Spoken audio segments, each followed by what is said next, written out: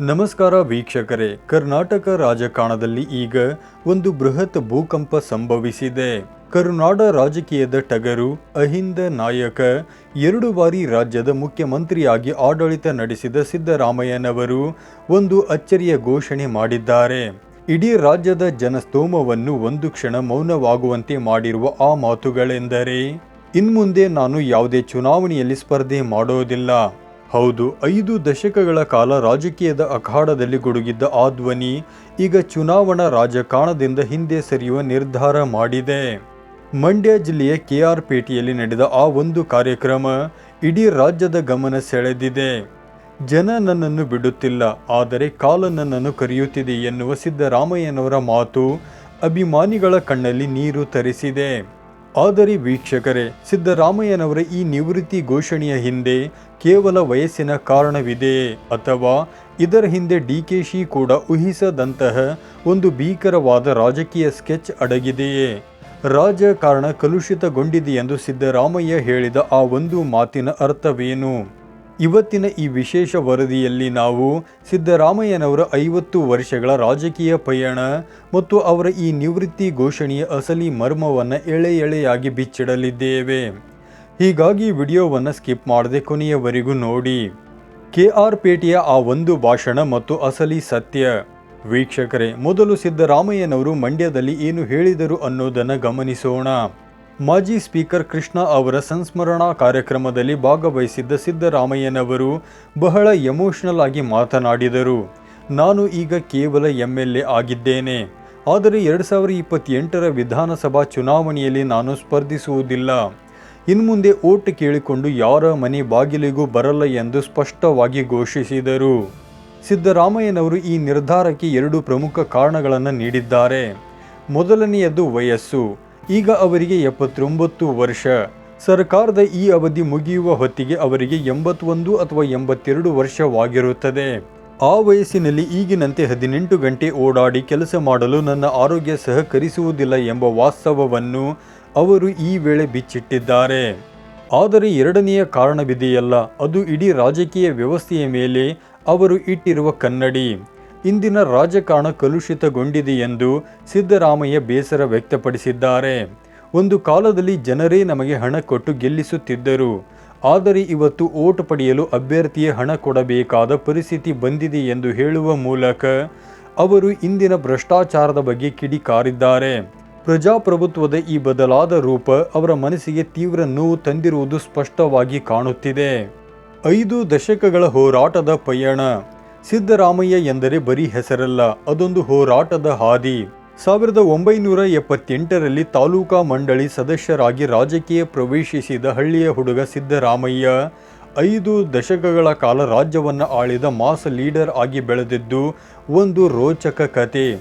9 ಬಾರಿ ವಿಧಾನಸಭೆ ಪ್ರವೇಶಿಸಿದ ಕೀರ್ತಿ ಇವರದ್ದು. ಸಮಾಜವಾದಿ ಸಿದ್ಧಾಂತವನ್ನು ನಂಬಿಕೊಂಡು ಬಂದ ಇವರು ಅಧಿಕಾರವಿದ್ದರೂ ಇಲ್ಲದಿದ್ದರೂ ಬಡವರ ಪರ ಧ್ವನಿ ಎತ್ತಿದವರು.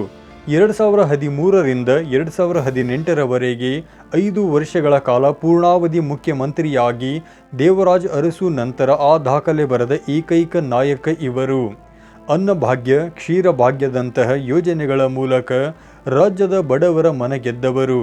ಸೋಲು ಗೆಲುವು ಎಲ್ಲವನ್ನು ಕಂಡಿದ್ದೇನೆ, ಆದರೆ ನಂಬಿದ ಸಿದ್ಧಾಂತಕ್ಕೆ ಮತ್ತು ಆತ್ಮಸಾಕ್ಷಿಗೆ ಎಂದೂ ದ್ರೋಹ ಬಗೆದಿಲ್ಲ ಎಂದು ಹೇಳುವ ಸಿದ್ದರಾಮಯ್ಯನವರ ಮಾತಿನಲ್ಲಿ ಒಂದು ತೃಪ್ತಿ ಎದ್ದು ಕಾಣುತ್ತದೆ. ಇಂತಹ ನಾಯಕ ಚುನಾವಣಾ ಕಣದಿಂದ ಹಿಂದೆ ಸರಿಯುತ್ತಿರುವುದು ಅಹಿಂದ ವರ್ಗದ ಪಾಲಿಗೆ ಒಂದು ದೊಡ್ಡ ನಷ್ಟವೇ ಸರಿ. DKಶಿಗೆ ಚೆಕ್ಮೇಟ್, ಕಾಂಗ್ರೆಸ್ನಲ್ಲಿ ಆತಂಕ. ವೀಕ್ಷಕರೇ, ಈಗ ಅಸಲಿ ರಾಜಕೀಯ ಲೆಕ್ಕಾಚಾರಕ್ಕೆ ಬರೋಣ. ಸಿದ್ದರಾಮಯ್ಯನವರ ಈ ನಿವೃತ್ತಿ ಘೋಷಣೆ ಕಾಂಗ್ರೆಸ್ ಪಕ್ಷಕ್ಕೆ ಲಾಭವೋ ಅಥವಾ ನಷ್ಟವನ್ನುಂಟು ಮಾಡುತ್ತದೆಯೋ? ರಾಜಕೀಯ ವಿಶ್ಲೇಷಕರ ಪ್ರಕಾರ ಇದು DK ಶಿವಕುಮಾರ್ ಅವರಿಗೆ ಒಂದು ರೀತಿಯ ಚೆಕ್ ಮೇಟ್ ಎನ್ನಲಾಗುತ್ತಿದೆ. ಏಕೆಂದರೆ ಸಿದ್ದರಾಮಯ್ಯನವರು ಬರೀ ಒಬ್ಬ ವ್ಯಕ್ತಿಯಲ್ಲ, ಅವರು ಕಾಂಗ್ರೆಸ್ ಪಕ್ಷದ ಅತಿ ದೊಡ್ಡ ವೋಟ್ ಬ್ಯಾಂಕ್ ಆಗಿರುವ ಅಹಿಂದ ವರ್ಗದ ಸಾರಥಿ.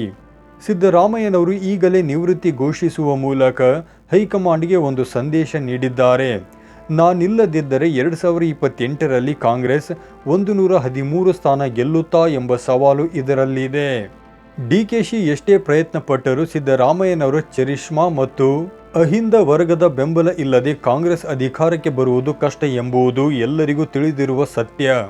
ಅಷ್ಟೇ ಅಲ್ಲ, ಸಿದ್ದರಾಮಯ್ಯನವರ ಬೆಂಬಲಿಗ ಶಾಸಕರು ಕೂಡ ಸಿದ್ದರಾಮಯ್ಯ ಇಲ್ಲದೆ ಪಕ್ಷಕ್ಕೆ ಅಸ್ತಿತ್ವವಿಲ್ಲ ಎಂದು ಹೇಳಲು ಶುರು ಮಾಡಿದ್ದಾರೆ. ಸಿದ್ದರಾಮಯ್ಯನವರು ಎಲೆಕ್ಷನ್ ನಿಲ್ಲಲ್ಲ ಎಂದು ಹೇಳುವ ಮೂಲಕ ತಮ್ಮ ಮಗ ಯತೀಂದ್ರ ಅವರ ರಾಜಕೀಯ ಭವಿಷ್ಯಕ್ಕೆ ವರುಣಾ ಕ್ಷೇತ್ರದಲ್ಲಿ ಹಾದಿ ಸುಗಮ ಮಾಡುತ್ತಿದ್ದಾರೆಯೇ ಎಂಬ ಚರ್ಚೆಯು ಜೋರಾಗಿದೆ. ಇತಿಹಾಸದ ಪಾಠ ಮತ್ತು ಸಿದ್ದರಾಮಯ್ಯ ಫ್ಯಾಕ್ಟರ್.